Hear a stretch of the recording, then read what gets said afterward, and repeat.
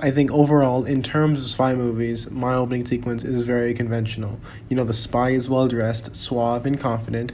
The villain is shown early in the film. It's lighthearted with some action, and there's upbeat music and an upbeat tone. This type of movie has been done before with films like the Kingsman franchise and brought them success. Replicating allows for a shared success and an enjoyable experience for all audiences. Nowadays, many people don't expect to decode and find messages in films and simply just want to watch because they want to enjoy themselves. A form of diversion, like from Blumler and Cass's uses and gratifications theory. If my film were to be fully extended, I imagine some could interpret it as a message regarding the war on drugs and helping mental health, as the main character is suffering from mental health issues after the spy job has taken a toll on him.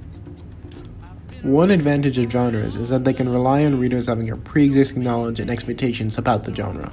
This quote said by Fowler encapsulates what I intend to achieve. Following conventions means the audience already have the schema of what a spy movie should be, and stop me from wasting time giving exposition on what is happening. This allows the plot to be furthered quicker and ensure the plot is able to show what it needs to show faster. Pleasure is derived through repetition and difference. Neil.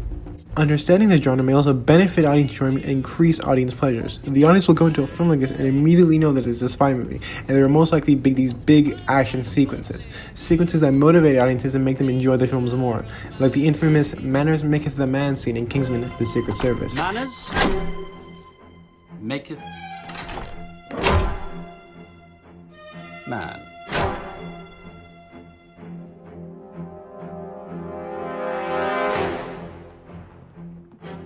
Do you know what that means?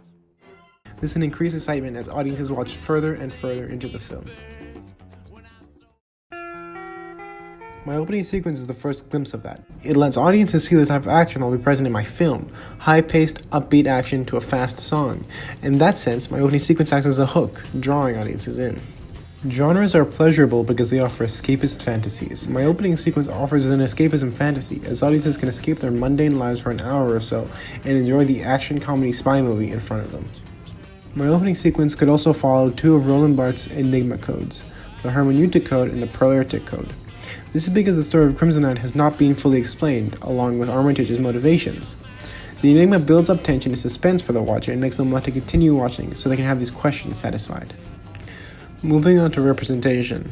The Crimsonite drug deal includes two very unique characters, the buyer and Armitage, both of which don't look like stereotypical drug dealers. Armitage seems very polite and calm, which is usually the opposite of a conventional drug dealer. Here, Armitage is presented as a sort of modern-day dealer, working with business aspects of drugs more than anything else. This challenges conventions and allows audiences to see a new take on the tired antagonist role.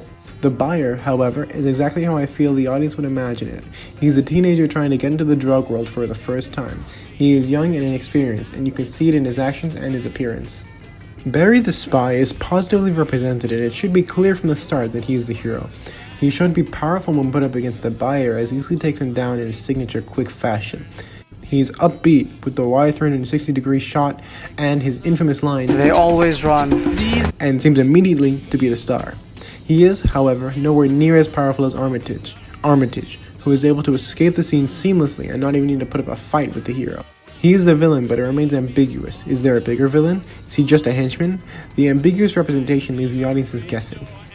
It's also evident that all characters are of Asian heritage, something which is barely represented in Western medias. Women seem to be absent from the opening sequence, but they will make an appearance later in the film. They will act as an M or Agent O type character for Barry, giving him orders and giving him information. A female in power is something unfortunately rarely seen in media, so this will be representing them in a positive light.